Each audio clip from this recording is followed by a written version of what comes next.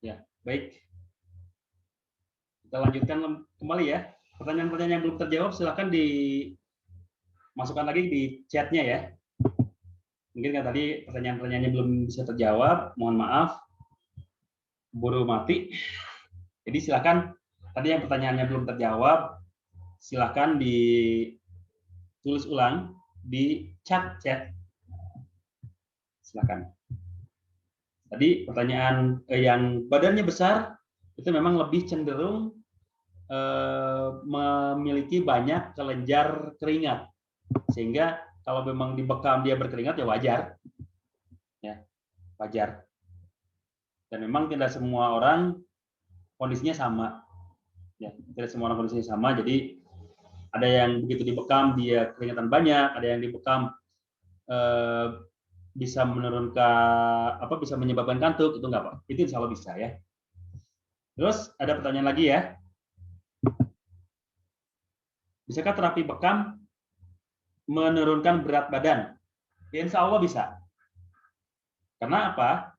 Karena pembekaman itu mengeluarkan toksin. Dan yang menyebabkan berat badan berlebih itu adalah kadar toksin terlalu banyak di dalam tubuh. Karena kalau kadar toksin tidak terlalu banyak, insya Allah akan terbuang, akan stabil, kondisi tubuh kita akan proporsional. Ya, jadi kalau bisa disebutkan kondisi bisa menurunkan berat badan, insya Allah bisa. Insya Allah bisa ya, sangat bisa. Karena tadi kadar toksin jika banyak dibuang oleh tubuh kita, insya Allah akan membuat proses metabolisme, proses pencernaan kita lebih lancar lagi. Ya. Bolehkah membekam pas di area tulang belakang? Sebaiknya kalau memang tidak ada keluhan di tulang belakang, misalkan dia tidak pernah sakit, tidak ada saraf kejepit, jangan di tulang belakang. Sebaiknya jangan tulang belakang. Adapun yang diperbolehkan tulang belakang itu kahil sama alkiton, ya, yang diperbolehkan itu. Kecuali kalau misalkan dia pernah mengalami kejepit saraf, ya, atau dislokasi di tulang belakangnya, itu boleh, ya, itu boleh. Jadi, tapi tidak direkomendasikan untuk sepanjang tulang belakangnya. Berjajar sepanjang tulang belakang itu sebaiknya tidak boleh, ya. Jadi boleh di area tulang belakang, cuma hanya mungkin boleh diambil 1-2 titik aja, sesuai keluhan utamanya. Kalau dia pernah mengalami dislokasi tulang belakang mungkin boleh, tapi kalau memang dia tidak itu dia jangan. Titik kahil itu pasnya di punuk atau di beberapa jari bawah punuk.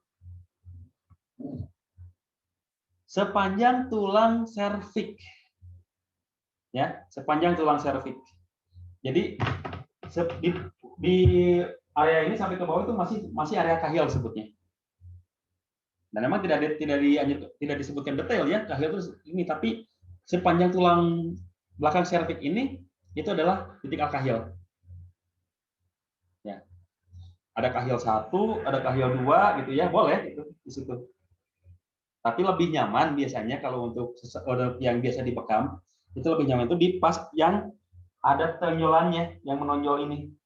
Titik yang menonjol, yang paling menonjol. Itu di situ yang bisa paling nyaman. Soalnya memang titik itu yang kalau kita rasakan juga sering terasa pegel di situ gitu. Apalagi kalau kayak sekarang nih kita di hadapan komputer, di hadapan laptop, di hadapan gadget, memang lebih nyaman kalau dibekam di yang ada ini, yang ada tonjolannya ini, yang pas nonjolnya ini.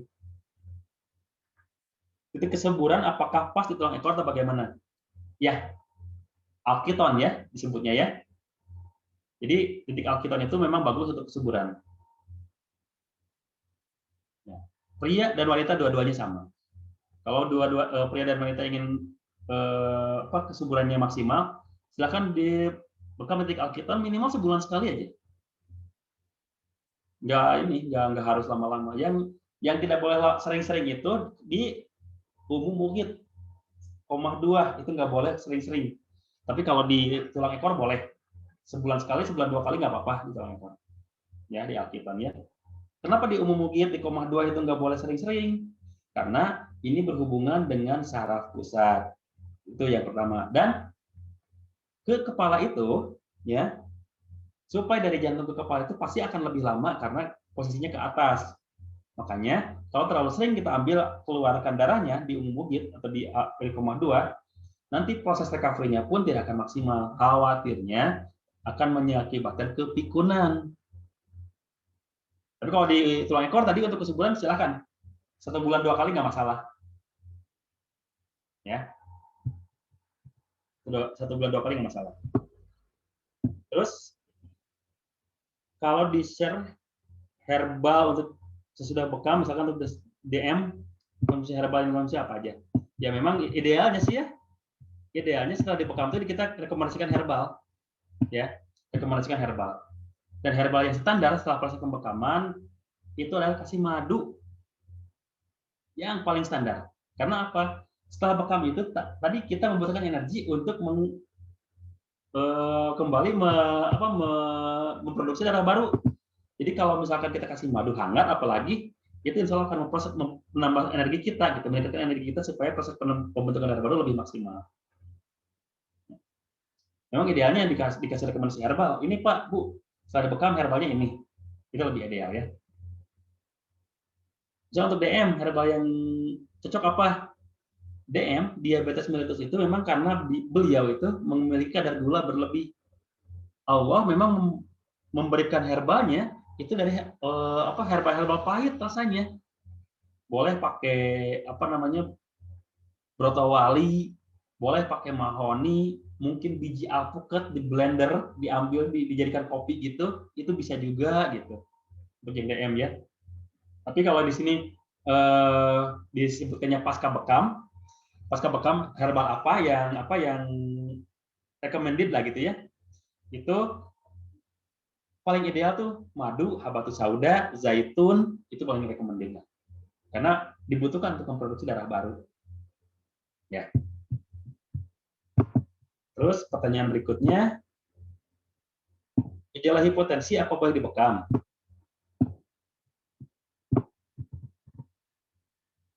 Atau dibekam saja? Di area leher yang ada penjualan kelenjar getah bening apa boleh dibekam? Nah, pertanyaan yang pertama dulu ya. Gejala hipotensi apakah boleh dibekam atau boleh bekam kering? Hipotensi itu boleh dibekam. Ya. Hipotensi boleh dibekam. Karena apa? Hipotensi itu tidak sama dengan anemia. Yang tidak boleh dibekam itu adalah anemia. Kekurangan darah. Kalau hipotensi itu tekanan darahnya yang rendah. Mungkin volumenya cukup, mungkin volumenya stabil. Jadi hipotensi itu boleh dibekam. Terus titiknya di mana? Titiknya di al-akhdain. Ya. Al-akhdain di belakang, di leher belakang. Karena titik al-akhdain itu bisa meningkatkan tensi darah, menaikkan tensi darah. Ya. Jadi hipotensi boleh dibekam. Yang tidak boleh itu anemia. Kalau anemia sebaiknya jangan dibekam, karena kalau kita bekam ya otomatis darahnya berkurang lagi. Ya. Terus di area leher yang ada benjolan kelenjar bening apakah boleh dibekam? Nah tadi kalau area leher yang ada benjolan kelenjar getah bening ini disebut area limfatik, area pertahanan tubuh. Jadi kalau kita lakukan proses pembekaman maka akan si area limfatik ini pertahanan tubuhnya akan berkurang. Ya. Jadi jangan kalau di area ini ya. Yang boleh dibekam di belakangnya aja, di titik al-akhdainnya aja. Ya. Terus seberapa pengaruhkah pengkopan dengan diagnosa nadi? Bagaimana pengkopan bila pasien berdebar-debar dan cepat? Seberapa pengaruhkah jumlah pengkopan dengan diagnosa nadi? Bagaimana pengkopan bila pasien berdebar-debar? Sebetulnya pengkopan dengan diagnosa nadi tidak terlalu tidak terlalu berpengaruh, ya, tidak terlalu berpengaruh. Soalnya banyak juga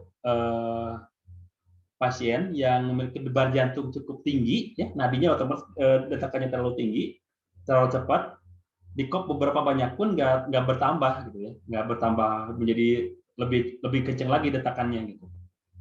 Ya, jadi nggak terlalu berpengaruh sih, ya. Cuman untuk antisipasi supaya kita tidak terlalu riskan gitu ya. Kalau memang orang yang sedang mengalami debaran terlalu tinggi, sebelum dibekam ya kita kasih madu dulu aja supaya lebih rileks. Soalnya biasanya debar nadi terlalu tinggi itu ada sesuatu yang dia khawatirkan, ada sesuatu yang dia takuti gitu. Ya. Jadi pengkopan tidak terlalu berpengaruh terhadap debar nadi ya. Bagaimana bukan bila pasien berdebar nadinya cepat ya tadi, kasih madu aja dulu. Jangan terlalu ya. Waktu terbaik untuk bekam kapan?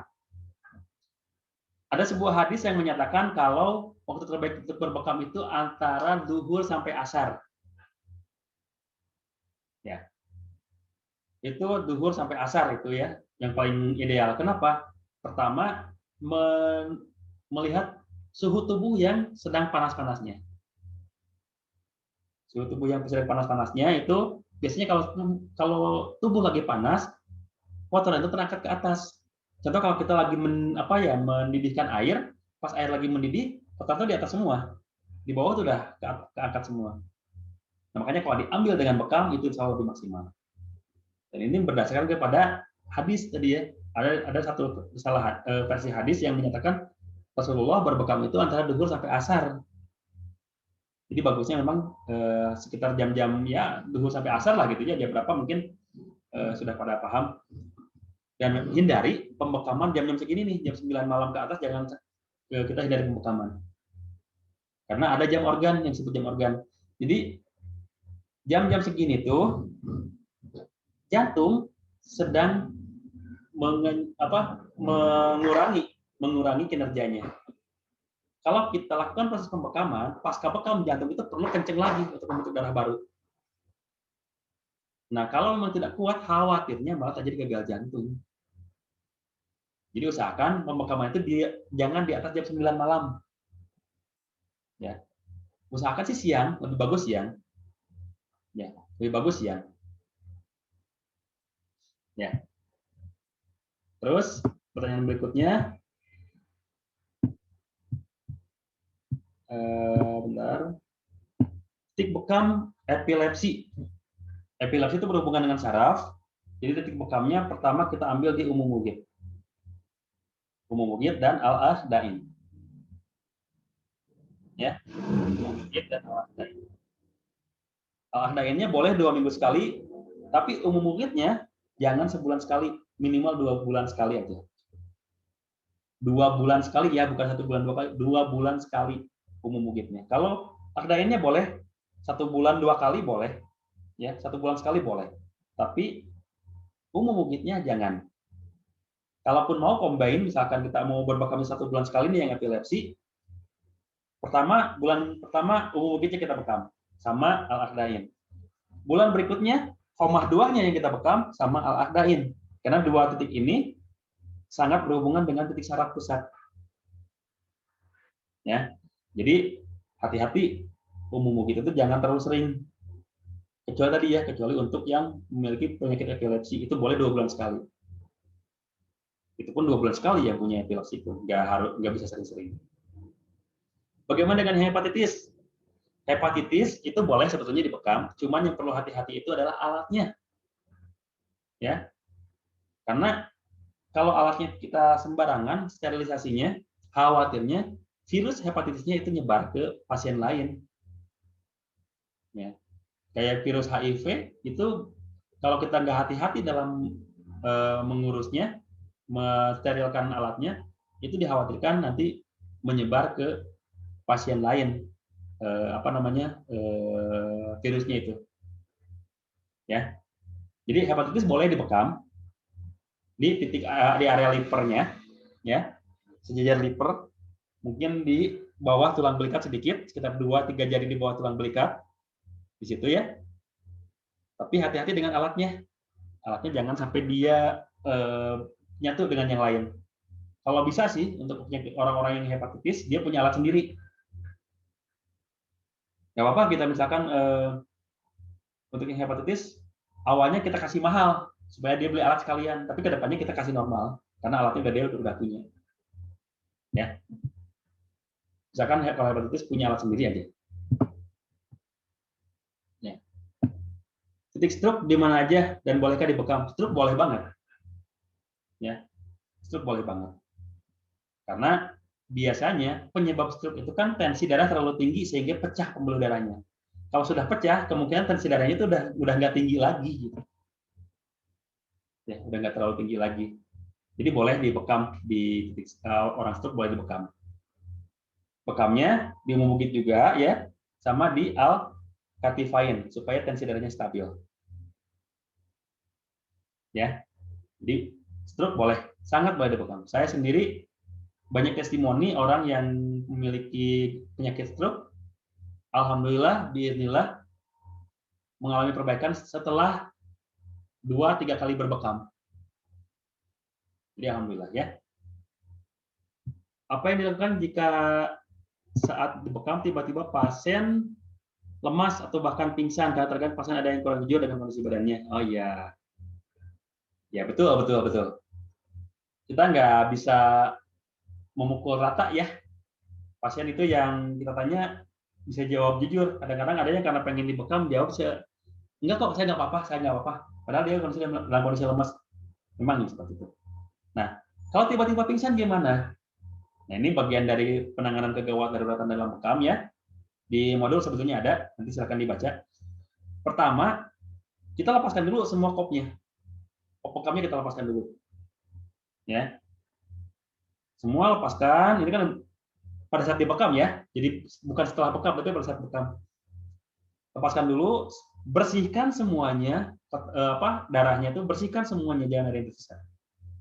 Terus ruangan tempat kita membekam dibuka supaya udara masuk sirkulasi, ya, sirkulasi udara masuk. Terus si orangnya kita minta bantuan orang lain untuk membaringkan posisinya ke arah kanan, ya, baringkan posisi ke arah kanan dan usahakan jangan pakai bantal kepalanya supaya aliran darah dari jantung langsung ke otak, ya, dan tekan di bagian parit hidung sama mulut. Tekan di sini agak keras. Biasanya suka bangun. Atau kalaupun masih nggak bangun, kasih aromaterapi, boleh minyak kayu putih, boleh minyak habatus sauda, apalah yang supaya punya bau yang menyengat, supaya dia bisa bangun lagi. Ya. Jadi tadi ya, lepaskan semuanya, terus jangan sampai nggak ada udara masuk, biarkan sirkulasi udara supaya lancar, baringkannya, posisinya ke arah kanan, dan si kepala di bawah badan. Jadi kepalanya nggak pakai ini, nggak pakai bantal, supaya ada darah dari jantung langsung ke otak. Dan tekan di sini. Itu kalau menangani orang yang pingsan. Kalau menangani orang yang kesurupan pada saat dibekam, ya ruqyah. Ruqyah ya, itu jelas. Karena kesurupan itu ya emang penanganannya ya ruqyah gitu ya. Terus kalau masih di bawah jam 9 malam masih boleh ya. Karena kadang suka ada pasien yang rutin biasa dibekam malam berisya karena siang kerja. Ya di bawah jam 9 masih boleh lah. Cuman usahakan kita kasih pengertian jangan terlalu sering malam. Bagusnya sih bekamnya ya siang. Kalau misalkan paginya karena siangnya kerja, ya kita cari hari liburnya gitu. Pak, hari liburnya apa ya? Mending hari libur aja supaya lebih fresh gitu badannya, begitu masuk kerja udah fresh gitu. Boleh sih sebelum jam 9 malam sebetulnya boleh, cuman kurang pas aja, kurang bagus aja gitu hasilnya. Terus titik sesak napas lebih baik di punggung apa di dada? Dua-duanya boleh. Ya. Di punggung, di bawah tulang belikat ini bisa, di dada pun nggak jadi masalah. Dua-duanya bisa. Ya. Dua-duanya bisa. Karena organ paru-paru ini sangat luas, ya. Jadi kalaupun mau kita ambil di depan nggak apa-apa, di belakang juga nggak apa-apa. Cuman kalau titik bekam sunnah itu di belakang. Yang namanya dhahril a'la tadi, bagian punggung atas. Itu lakukan pembekaman di situ. Tapi kalaupun mau tambah dengan depan ya nggak apa-apa sih. Nggak jadi masalah juga itu. Ya. Terus apakah pasien yang mempunyai penyakit tertentu langsung dibekam ke titik sakit atau harus melalui seluruh titik sunnah dulu? Sebetulnya titik bekam itu tidak harus banyak. Walaupun kita cuma satu titik bekam, tapi tepat titik bekamnya, itu insya Allah akan menghasilkan khasiat yang luar biasa. Jadi nggak harus misalkan ada orang yang punya penyakit kayak tadi ya, pertanyaan dari Pak Taufikul Aziz ya, punya sesak napas, ya kita nggak harus dibekam di titik al-ahdain, tidak harus dibekam di titik al-khiton gitu kan. Langsung aja kita ambil titik yang berhubungan dengan paru-parunya aja. Lahir ala, al-katifain misalkan, udah cukup. Jadi nggak harus ya, nggak harus titik sunnah dulu, baru kita ambil titik yang berhubungan dengan organnya, nggak harus. Justru lebih tepat itu kalau kita ambil titik organnya dulu. Titik sunnah itu lebih bagus kalau kita gunakan untuk pencegahan orang-orang yang memang tidak memiliki penyakit-penyakit yang berat. Jadi boleh kalau untuk titik kita lakukan titik sunnah aja, yang lainnya gitu. Tapi kalau misalnya untuk punya keluhan tertentu, ya kita ambil titik organ aja lebih bagus. Ya, bukan berarti titik sunnah nggak bagus ya, cuma di sini kondisional, proporsional juga kita menentukan titik bekam. Kalau misalkan tadi orang yang punya sesak napas kan nggak ideal kalau kita bekam titik al-khiton, kan nggak ideal kalau kita bekam titik al-ahdain. Makanya bagusnya tadi, ya udah jangan terlalu banyak, titiknya di lahir ala, di al-katifain, kahil misalkan, tambah mungkin kalau mau di depan di dada, itu boleh gitu. Ya. Jadi nggak harus semua titik sunnah dipakai, nggak harus ya. Sesuai kondisi aja. Apalagi kalau kondisinya lemes, kita pakai titik bekam 9 aja, titik bekam sunnah, itu udah kerepotan. Khawatirnya malah lemes gitu ya. Terus, mengapa setelah bekam kadang ada yang suka gatal bekas bekamnya. Nah ini juga bagian dari ini ya, bagian dari gawat daruratan. Pertama, ada dua alasan nih. Ada dua alasan mengapa setelah dibekam ada yang suka gatal bekasnya. Pertama, orang tersebut punya alergi. Alergi ya. Atau mungkin orang tersebut punya banyak daki di tubuhnya. Jadi pas begitu proses penyembuhan, si daki-dakinya ini malah menimbulkan gatal. Ya. Bisi gitu ya, bisi orang tersebut punya daki yang banyak di punggungnya, pas begitu dibekam gatal-gatal ya. Tapi kita jangan bilang gini, Pak, bapak sih dakinya banyak banget, gitu. Jangan bilang gitu juga, gitu ya. Paling oh ya Pak, bapak nanti lebih bersih aja Pak dalam kalau habis bekam 3 jam kemudian kan boleh mandi ya, mandinya agak dibersihin aja Pak, gitu aja ya. Tapi jangan langsung disuruh harus digaruk gitu ya. Itu yang pertama. Mungkin dia memiliki banyak kotoran atau daki. Yang kedua, kenapa gatal? Karena terjadi proses histamin. Proses penyembuhan luka oleh sel darah putih. Nah, itu biasanya suka gatal. Ya kita kalau udah punya luka mau sembuh biasanya suka gatal kan. Nah itu disebut proses histamin. Jadi alangkah lebih baiknya sih kalau ini kita sebut ke pasiennya gitu. Pak, kenapa ya saya gatal ya kalau habis dibekam? Nggak apa-apa Pak, itu proses histamin kok. Itu proses histamin, memang lagi proses penyembuhan Pak. Walaupun bapak tersebut punya banyak kaki, tapi jangan kita bilangnya gitu aja. Proses histamin aja, ya. Jadi siapanya, oh ya paham. Terus gimana? Jangan digaruk Pak ya, tepuk-tepuk aja lah. Tepuk-tepuk aja gitu, jangan digaruk. Soalnya kalau digaruk itu ada luka, khawatirnya malah membesar lukanya kalau kena garuk tangan kita gitu ya. Ya, jadi kemungkinan ada dua, kemungkinan dia punya alergi, yang kedua itu lagi proses penyembuhan efek histamin. Terus masalah pingsan ketika sudah siuman, adakah minuman atau herbal yang direkomendasikan supaya cepat memulihkan kondisi pasien? Kasih madu aja, ya. Madu insya Allah bagus kok. Madu ya, madu hangat itu insya Allah lebih mempercepat proses penyembuhan pasien, pemulihan pasca pingsan. Ya, kasih madu atau mungkin kasih habatus sauda juga nggak apa-apa. Tapi kalau habatus sauda kan kita habis pingsan nih, habis pingsan dikasih minuman yang kalau habatus sauda kan agak pahit gitu ya, agak sepet juga rasanya gitu. Kalau lebih asannya sih kalau kita kasih madu aja, madu hangat gitu. Ya, kasih madu hangat. Bekam estetika itu apa aja manfaatnya? Jika banyak tai lalat dan flek kan boleh dibekam ya. Bekam estetika itu ya Pertama, bekam kecantikan kan ya estetika itu untuk ke wajah, di sini, di sini, di sini gitu kan. Ya, berhubungan dengan wajah aja. Ya, tujuannya ya untuk memperlancar sirkulasi darah di wajah, jadi si wajah itu kelihatan cerah gitu. Membuang toksin-toksin yang ada di wajah, jadi wajah itu lebih cerah. Dan caranya pun kan memang tidak seperti bekam di punggung kan yang lama gitu, sedotnya lama gitu.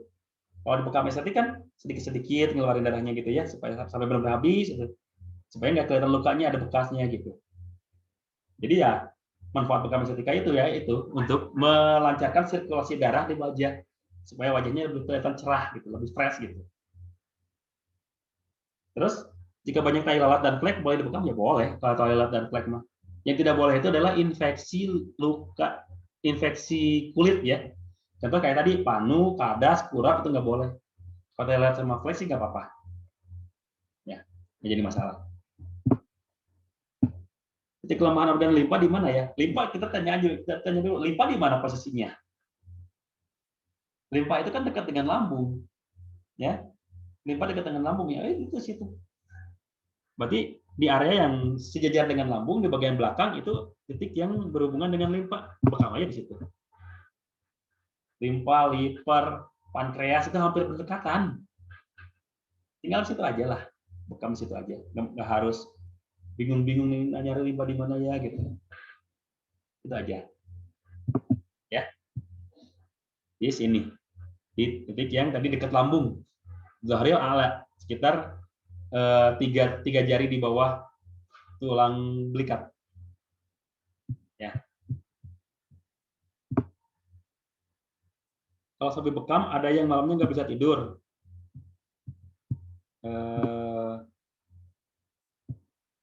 Selama 1-2 hari, setelah 3-4 hari, baru segar itu gimana? Ada dua kemungkinan juga ya, ini ya. Setelah dibekam, malamnya nggak bisa tidur, badan merasa nggak enak selama 1-2 hari, setelah 3-4 hari, baru segar itu gimana? Ada dua kemungkinan ya. Yang pertama, ada kemungkinan di masalah proses pembekaman. Mungkin kopnya terlalu kenceng, sehingga memberikan efek trauma kepada tubuh kita. Yang kedua, kopnya terlalu lama, terlalu kenceng dan terlalu lama, itu masih di poin yang pertama maksudnya. Mungkin terlalu kenceng atau terlalu lama, ya, sehingga si tubuh itu mengalami trauma yang lumayan signifikan juga, sehingga si orang itu nggak bisa tidur. Ya. Bahkan jadi nggak enak badan tuh setelah dibekam tuh gitu ya, karena tadi mungkin kopnya terlalu kenceng atau terlalu lama. Yang kedua, memang mungkin kondisi pada saat dibekam dia nggak fit, lagi benar-benar nggak fit, lagi benar-benar lemas. Karena setelah pembekaman itu, pasca bekam, jantung itu naik, kuantitas detakannya itu naik gitu, meningkat. Kalau kondisinya nggak fit, untuk menaikkan detak jantung itu kan butuh energi, jadi otomatis malah nggak enak gitu. Baru 3-4 hari kemudian kondisinya udah nyaman, akhirnya barulah terasa oh iya seger ya. Jadi ada dua kemungkinan tadi ya. Kenapa setelah dibekam malamnya nggak bisa tidur? Ya mungkin tadi kopnya terlalu kenceng atau terlalu lama proses pengkopannya. Yang kedua mungkin kondisi pada saat dia dibekam kurang fit. Karena kalau kondisinya lagi fit, insya Allah dia nggak terlalu signifikan, dia ngerasa nggak nyamannya gitu ya. Ya. Kurap kadas apa sama dengan gatal-gatal jerawat di punggung, bintik-bintik? Apa juga boleh dibekam? Beda ya. Beda. Kalau jerawat itu justru kalau dibekam itu akan lebih cepat proses penyembuhannya. Kalau kayak panu, kadas, kurap gitu, itu karena adanya jamur, dan kalau dilukai itu bisa si jamurnya masuk ke dalam kulit. Nah itu yang bahaya itu. Tapi kalau jerawat enggak, ya. Kalau jerawat atau bentol-bentol di punggung itu enggak apa-apa. Jadi kalau jerawat ada jerawatan di punggungnya itu enggak apa-apa dibekam. Beda sama kurap, kadas, ya, panu itu beda. Titik demam di mana? Ya, titik demam sebetulnya di area lambung aja. Karena kenapa dia demam? Karena ada kadar angin berlebih di dalam tubuhnya biasanya gitu. Titik lambung aja, ya. Atau titik sunah juga cukup sih.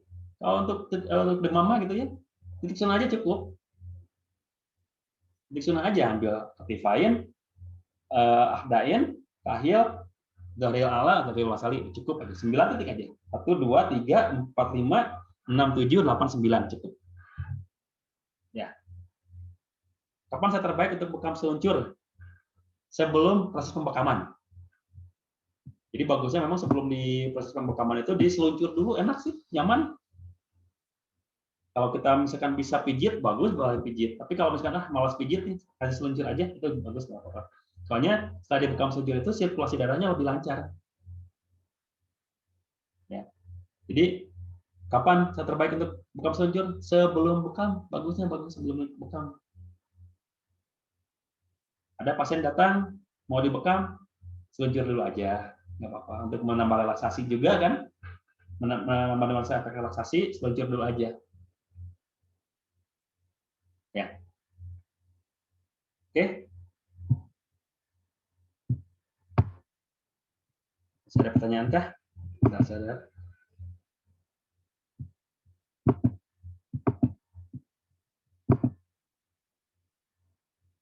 Oke. Sebenarnya pertanyaannya udah cukup ya, dan waktu pun tinggal 7 menitan lagi. Seperti saya bilang, saya nggak mungkin untuk sekarang tidak menambah lagi sesinya. Alhamdulillah ini sudah direkam semuanya. Jadi nanti insya Allah saya akan share rekamannya.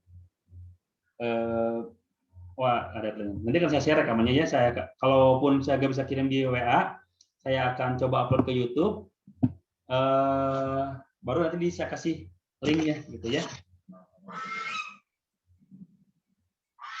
Ada perasaan untuk tambahkan kita mau ke update atau apa boleh? Kalau basah ya udah dikeluarkan darahnya, seperti jangan ditekan lagi gitu ya. Ya, kalau udah dibekam basah sebaiknya jangan dibekam lagi gitu, jangan dilakukan proses kopan lagi. Soalnya kalau dikop lagi, khawatirnya lagi proses penyembuhan nih, tadi lagi proses histamin, malah si sel darah putihnya malah keambil, apalagi pakai bekam api gitu ya. Khawatirnya malah membuat peradangan, ya membuat peradangan. Bekam apakah baiknya tidur atau duduk sama aja, ya duduk atau tidur sama aja. Karena kalaupun tidur, katanya ada yang bilang kalau tidur dibekam nanti si darahnya masuk lagi ke bekas pembekaman. Enggak, beda. Soalnya masa jenis yang darah yang udah di luar itu udah nggak bisa masuk lagi gitu. Jadi mau duduk mau tidur sama aja, tergantung kondisi pasiennya. Kalau memang pasiennya lagi nggak nyaman untuk tengkurap misalkan, ya silakan suruh tidur aja, suruh duduk aja. Tapi misalkan saya maunya sambil istirahat sambil meluruskan tulang punggung nih, saya maunya tengkurap, ya nggak apa-apa. Ya, share di WA. Kalau rekamannya pendek mungkin bisa share di WA ya, tapi kalau misalkan panjang gede filenya, kemungkinan nggak bisa di-share di WA, makanya paling saya akan upload ke YouTube aja nanti kalau nggak memungkinkan ya. Baru nanti saya akan share linknya, jadi dibuka aja nanti ya. Cara menentukan titik umum mugit di mana? Nah, ini ya satu lagi mungkin ya. Titik umum mugit, kita pegang telinga kita, lalu kita tarik garis lurus ke atas, ke tengah-tengah. Nah itu, jadi umum mugit itu adalah sejajar dengan telinga kita. Pas tengah-tengah, sejajar dengan telinga kita. Itu umum mugit. Ya. Jadi umum mugit itu bukan di kuncir kita ya, kuncir kita, tapi sejajar dengan telinga kita. Jadi bagian kepala yang paling atas, yang paling keras ini, ya, gitu ya. Jadi itu titik umum mugit, sejajar dengan telinga. Ya. Apakah di belakang lutut boleh dibekam? Nggak boleh. Karena apa? Belakang lutut itu sendi, ya. Dan di sendi itu ada cairan sinovial. Kalau diambil, dikhawatirnya malah cairan sinovialnya terambil kalau dibekam di situ. Oke, untuk jangka pendek mungkin nggak terasa apa-apa, tapi kalau sering dibekam di situ, khawatirnya malah terjadi kelumpuhan karena si persendian kita akhirnya nggak bisa digerakkan karena cairan sendinya keambil. Ya. Jadi sebaiknya jangan dibekam di belakang lutut, di sendi siku, sendi-sendi besar itu jangan, karena itu bagian dari kontraindikasi bekam, daerah-daerah yang tidak boleh dibekam. Ya. Jadi itu nggak boleh dibekam di area belakang lutut. Sinusitis, nah sinusitis di mana? Sinusitis itu boleh di titik di depan hidungnya, ya di sini boleh ada di dekat hidung dan di titik al-asdain. Ya, titik al-asdain boleh. Karena sinusitis itu biasanya ada kelenjar kita juga yang sedang bekerja juga gitu. Kenapa terjadi sinus? Karena ada bakteri yang masuk ke dalam hidung dilawan oleh kelenjar di dalam hidung kita, akhirnya terjadilah benjolan. Nah, jadi sinusitis di situ ya. Nah, kalau di area muka berapa kali boleh dibekam dan berapa lama? Di muka, proses pembekamannya jangan terlalu sering, karena ya meninggalkan luka kan, namanya pembekaman pasti meninggalkan luka. Kalau terlalu sering bukan malah kelihatan fresh wajahnya, tapi malah kelihatan banyak bekas luka gitu. Ngeri juga gitu. Sementara kalau itu kan di muka kan pengennya kita estetik ya. Kalau terlalu banyak luka malah ini. Ya. Jadi di muka berapa kali boleh dibekam ya,